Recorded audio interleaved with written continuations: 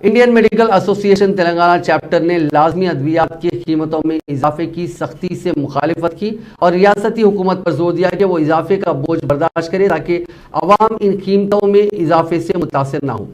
सदर association doctor BN Rao ने यहाँ जारी करदा एक बयान में बताया कि 384 ज़रूरी और लाजमी अद्वियात की कीमतों में 11% का इजाफा कर दिया गया, जिसके लिए होलसेल प्राइस इंडेक्स की कीमत में इजाफे का उज़र पेश किया गया। उन्होंने कहा कि कीमतों में इजाफे की वजह से सारिफीन को लाजमी यानी कंपलसरी मेडिसिन के लिए मजीद रकूमत खर्च करनी पड़ेगी, जिनमें एंटी इन्फेक्शन की अद्वियात, खल्ब की अद्वियात के अलावा एंटीबायोटिक शामिल है। डॉक्टर BN राव ने कहा कि लाजमी खिदमात और ज़िंदगी बचाने वाली अद्वियात ज़रूरतमंदों के लिए अहमियत रखती हैं और मरकज़ी और रियासती हुकूमतों की यह जिम्मेदारी है कि वो गरीब अवाम को काबिल दस्तरस कीमतों में अद्वियात की दस्तयाबी को यकीनी बनाएं। उन्होंने कहा कि कीमतों में गैर मामूली इजाफे का बोझ रास तौर पर उन गरीब अफराद पर पड़ेगा जो सरकारी दवाखानों में इलाज करवाते हैं और बाहर से अद्वियात खरीदा करते हैं।